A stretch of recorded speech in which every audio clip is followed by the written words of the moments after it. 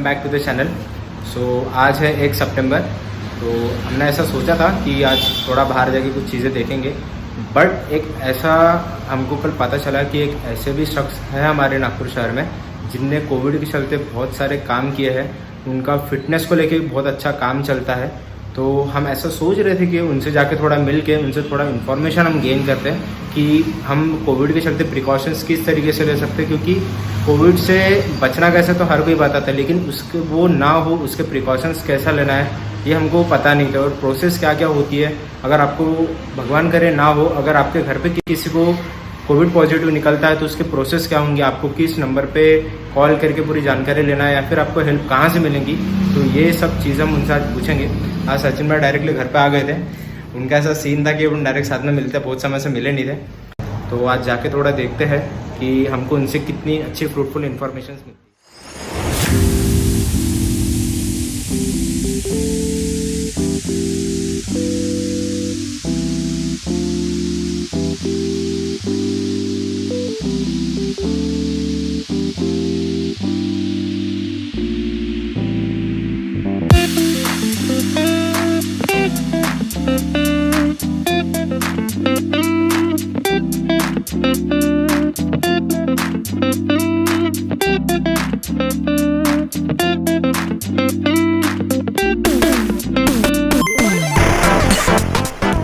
Friends, जैसे कि मैंने आप सभी को बताया था, तो आज हम जैसा आपको मैंने जब सीए बताया था कि हमको कोविड के चलते जो इन्फॉर्मेशन चाहिए थी, तो आज हम सर से मिलने आए थे। तो नागपुर महानगर पालिका के अंतर्गत जो मिशन विश्वास करके जो टीम है, उसके जो सदस्य है, जो अमित देसाई सर है, वो आज हमारे साथ है।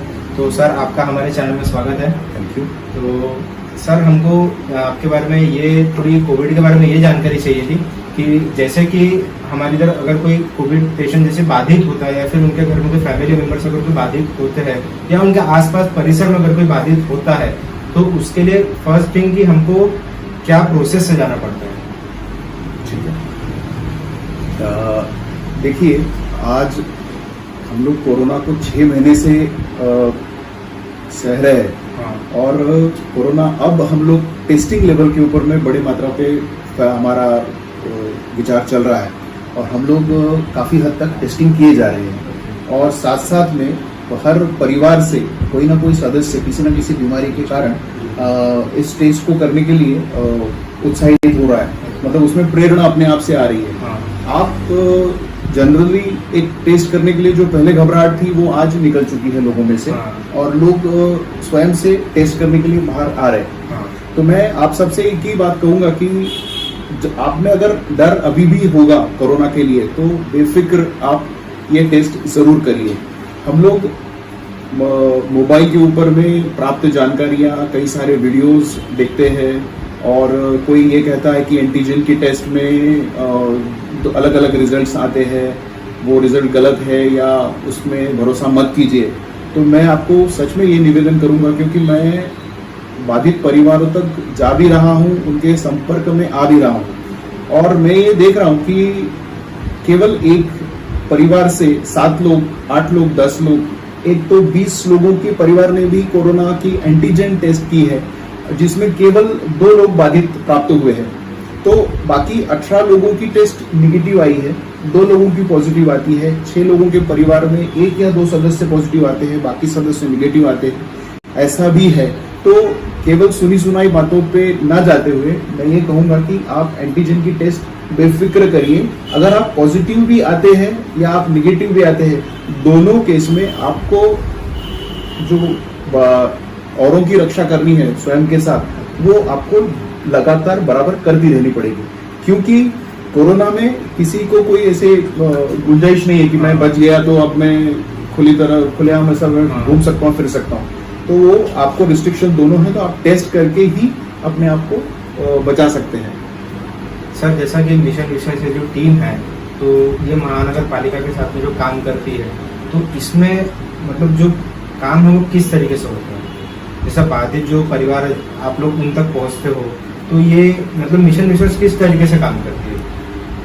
देखिए, बाधित परिवार कब होता है? जब वो एंटीजन टेस्ट कर लेता है या उसकी RT-PCR ये जो है ये टेस्ट हो जाती है, तो वो दोपहर या शाम तक बड़ा रिजल्ट पॉजिटिव आने के बाद में वो बड़ा घबराया हुआ रहता है, एक डर बन जाता है, एक उसके मन में डर बना रहता है, जब तक कि वो सामान्य जीवन जी रहा था। लेकिन एक टेस्ट आने के बाद में वो अपने आप को एकदम, अरे मुझे कोरोना है, मैं ये स्थिति में आ जाता है।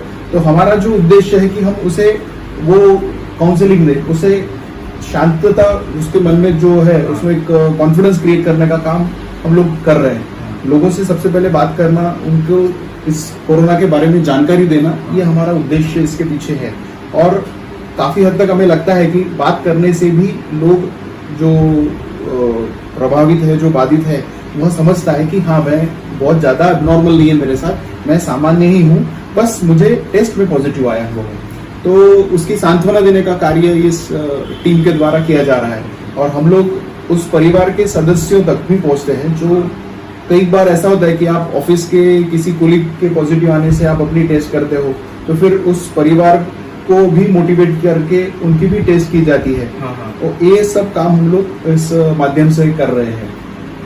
तो सर, जैसे कि भी लोग बहुत ज़्यादा डरे हुए हैं, तो लोग एकदम ज़्यादा पैनिक हो रहे हैं कि मैं एंटीजन टेस्ट करवाऊँ या नहीं करवाऊँ। कभी कभी ऐसा भी होता है कि लोग सुबह एक टेस्ट कर लेते तो शाम को भी एक टेस्ट करते हैं कि हाँ, मेरे को यहाँ से ट्रस्ट नहीं है, मैं कोई अच्छे दवाखाने से कराऊँ। तो ये जो पैनिक जो लोग होते हैं, तो इसके ऊपर आपके क्या मतलब विचार है? मैं आपको कहूँगा कि जितने लोगों से मैं मिल रहा हूँ, वो लोग भी उसी तरह से थे और इनको भी लग रहा था कि मेरी टेस्ट, अब मुझे सर्दी भी नहीं है, खांसी नहीं है, बुखार नहीं है, जितने भी कोरोना के सिम्टम्स आप या वो सुन रहे हैं, उस टाइप का कोई भी सिम्टम्स मुझे दिखता नहीं और फिर भी मेरी टेस्ट पॉजिटिव आई है। तो देखिए, एंटीजन पॉजिटिव आना और आप कोरोना पॉजिटिव होना और कोविड, ये दो अलग स्थितियां हैं। कोरोना पॉजिटिव होना मतलब एक वायरस, एक बैक्टीरिया आपके शरीर में प्रवेश कर गया और उसका प्रवेश करने के कारण आपके शरीर में एंटीबॉडी, जो आपकी प्रतिकारक क्षमता है, उसका जागरूक होकर उसके साथ लड़ना, ये दो प्रक्रिया है। अब जब आप एंटीजन टेस्ट करते हो तो आपका ब्लड का सैंपल लिया जाता है। ब्लड का सैंपल लेने के बाद उसमें वो प्रतिजैविक या जैसे आप कहेंगे एंटीबॉडीज ब्लड में डेवलप हुई है, ये देखा जाता है। अगर आप कोरोना बाधित के संपर्क में आके गए होंगे या आपके शरीर में उस वायरस का, बैक्टीरिया का प्रवेश होके गया होगा, तो भी आपकी टेस्ट पॉजिटिव आती है। इसका मतलब आप, हमारी सोच में एक गड़बड़ी हो जाती है कि कोरोना पॉजिटिव और कोविड, ये दो स्टेज को हम नहीं समझ रहे। कोविड और कोरोना, ये दो स्टेजेस है। बिगिनिंग स्टेज को बोलते हैं कोरोना पॉजिटिव होना, और फिर उसके सिम्टम्स बढ़ते बढ़ते बढ़ते 9-10 दिन तक आपकी लंग्स की कैपेसिटी पे अफेक्ट होना और आप कोरोना को कोविड में जाना, ये दूसरी स्टेज है। कोविड की स्टेज के बारे में हम सोचकर घबरा जाते हैं।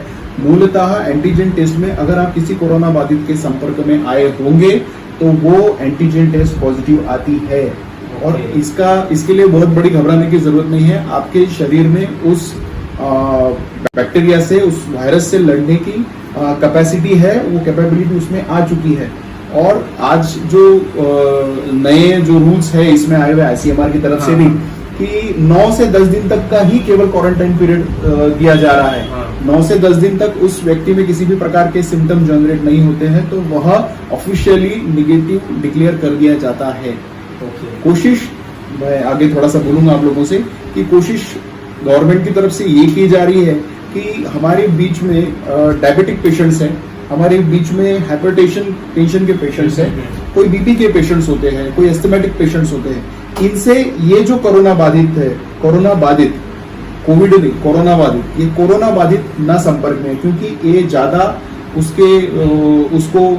उसके मतलब उसके हाथ आ सकते हैं, उसके ऊपर में ज्यादा इफेक्ट इनका होता है। इसीलिए गवर्नमेंट की जो कोशिश है वो जो कोरोना पॉजिटिव है उनको अलग करें, 8 से 10 दिन का ब्रेक करें, ताकि ये लोगों को हम लोग बचा सके। क्योंकि इनको अगर कोरोना बाधित होते हैं तो ये कोविड की स्टेज में जाने के लिए बहुत जल्द तैयार होते हैं। तो ये जो कोशिश है, इसीलिए आप लोग टेस्ट करिए, बिंदास टेस्ट करिए। केवल और केवल इतना ही होगा कि आपको घर में रुकना पड़ेगा, और कुछ भी नहीं होगा। सर, जैसे कि इम्यूनिटी सिस्टम्स के लिए भी लोग बोलते हैं कि कुछ चीजें करना चाहिए, तो घर पे ऐसे हम क्या चीजें कर सकते हैं जिससे हमको इम्यूनिटी बूस्ट हो? ठीक है, देखिए, कोरोना में आपको बहुत बड़ी बात समझ में आ गई होगी कि कोरोना आपके लंग्स के ऊपर में इफेक्ट करता है। आपकी जो श्वसन क्षमता है उसी से ये इन्फेक्ट हो रहा है, वहीं से ये अपना शरीर में प्रवेश करता है। तो देखिए, मूलतः श्वास और प्रश्वास की क्रिया आपके लंग्स तक श्वास को लाना ले जाना करती है, उसी में से ऑक्सीजन का लेना और शरीर को स्प्रेड करना, ये कार्य होते रहता है। तो मैं आपको ये कहूंगा कि आपको आपकी लंग्स की कैपेसिटी को इम्प्रूव करते रहना है। आपकी श्वसन प्रणाली को आप जितना ज्यादा बेहतर बना सकते, उतनी ज्यादा आपकी इम्यूनिटी डेवलप रहेगी, आपकी इम्यूनिटी उतनी समय बूस्ट रहेगी।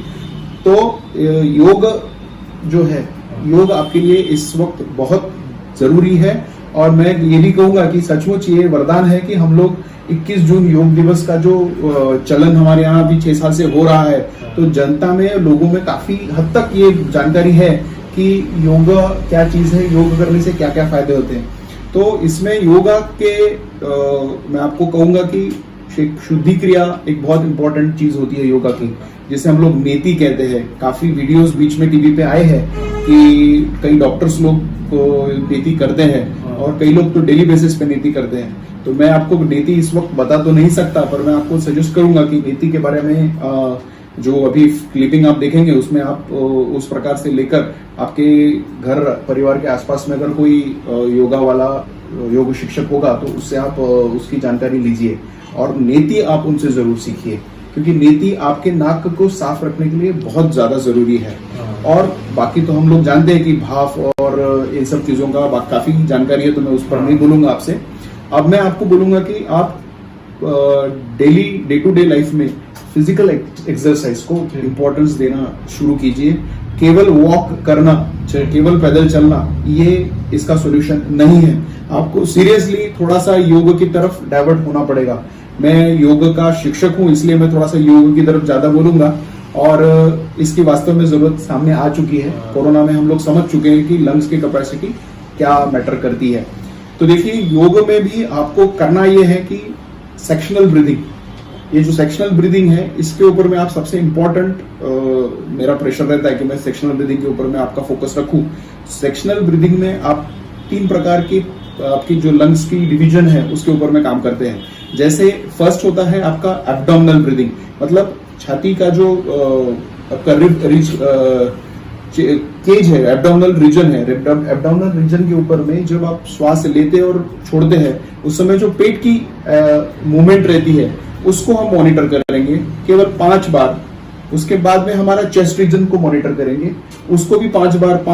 5 बार मतलब 5 श्वास में, श्वास लेना और छोड़ना 1 श्वास हो गया। इस प्रकार से हम 5 बार श्वासों को चेस्ट के लिए मॉनिटर करेंगे। उसके बाद में हमारे शोल्डर पार्ट भी, उसको भी हम लोग 5 बार फोकस करेंगे। तो होता कैसा है कि हम लोग जब श्वास लेते हैं तो वो हमारा लंग्स में 3 लेवल्स में स्प्रेड होता है। तो बॉटमस्ट पार्ट तक आपकी ब्रीदिंग कैपेसिटी, आपका ब्रीथ को पहुंचाना, ये बहुत मैटर है, बहुत इंपॉर्टेंट चीज है। और इसीलिए आपको प्राणायाम के ऊपर में हम लोग या योग का जो प्रचार हो रहा है उसके कारण हो रहा है, क्योंकि आपके लंग्स की पूरी कैपेसिटी यूटिलाइज होना बहुत जरूरी है। इसीलिए ये सेक्शनल ब्रीदिंग का एक आप कहीं से वीडियोस से देख सकते हैं, उसको सेक्शनल ब्रीदिंग के ऊपर में फोकस करें। दूसरा, अगर आपको बीपी जैसे कोई हाई बीपी या हार्ट का कोई रिलेटेड नहीं होगा इशू, तो आप कपालभाति कर सकते हैं, उसमें कोई बिल्कुल प्रॉब्लम नहीं आता है। तो सेकंड, आपका कपालभाति का होना बहुत जरूरी है, क्योंकि कपालभाति आपके लंग्स को, आपके नेसल ट्रैक को साफ रखने में बहुत मैटर करती है। और कोरोना की सेकंड इन्फेक्शन जो होता है आपके गले के पास में आता है। तो केवल और केवल कपालभाति ही है जो आपकी नेसल कैविटीज को या आपके गले के आसपास के क्षेत्र को साफ करने के लिए आपको हेल्प करेगी। और तीसरा, आप अनुलोम विलोम प्राणायाम कर सकते हैं। अनुलोम विलोम प्राणायाम आपको मानसिक जो संतुलन है वो देने के लिए मददगार होता है। और इस काल में ये तीनों चीजें बहुत जरूरी है। आपको मानसिक संतुलन होना काफी ज्यादा हद तक जरूरी होता है। जी हाँ, मेंटल प्रेशर के लिए आपको अनुलोम विलोम प्राणायाम करना ही है। इस प्रकार से आप योग के आसन और प्राणायाम के बारे में कर सकते हैं। सर, जैसे कि हमारे इधर जो कोविड टेस्टिंग के लैब्स है, तो हमारे इधर वो कहाँ अभी मौजूद है, क्योंकि बहुत सारे लोगों को इस बारे में पता नहीं। ओके, देखिए आज सबसे इम्पोर्टेंट अपने हाथ में आरोग्य सेतु ऐप, जिसमें आपके लैब्स का भी आपको इन्फॉर्मेशन मिल जाएगी, आपके साथ जो डे टू डे लाइफ में समस्याएं आ रही हैं उसके ऊपर में भी आपको लाइव डॉक्टर के साथ कन्वर्सेशन आपका हो जाएगा। तो आरोग्य सेतु ऐप आपके मोबाइल में आप रखिए, बहुत काम की चीज़ है। और खास करके मैं नागपुर के लोगों के लिए ये बोलूँगा कि नागपुर में महानगर पालिका ने भी बहुत अच्छी व्यवस्था करके रखी है। करीब करीब 6 से 7 शहर के बीचों बीच में सेंटर्स है जहाँ पे आप टेस्टिंग कर सकते हैं, जैसे कि Pachpauli maternity hospital, law college hostel, morris college का हॉस्टल है, रवि भवन, राजनगर में भी एक सेंटर है, आरपीटीएस का सेंटर है, सतरंजीपुरा जोनल ऑफिस में भी है। और आप आपके जोन ऑफिस में भी जाकर आपके हर जोन में करीब करीब 4 सेंटर्स की उन्होंने तैयारी करके रखी हुई है, तो आप उन सेंटर्स पे भी जाकर टेस्टिंग कर सकते हैं। मैंने जो सेंटर्स बोले उनमें दिन में 10 से 3 बजे तक आपको कभी भी जाके आप टेस्टिंग कर सकते हैं उसकी। उसमें आपको बिल्कुल भी वो नहीं आएगी। और आप सच में मैं कहूँगा कि आप बिंदास टेस्ट कीजिए, आप पॉजिटिव है निगेटिव है इसका दिमाग से वो भ्रम निकाल दीजिए और अपने साथ औरों की भी जीवन रक्षा कीजिए।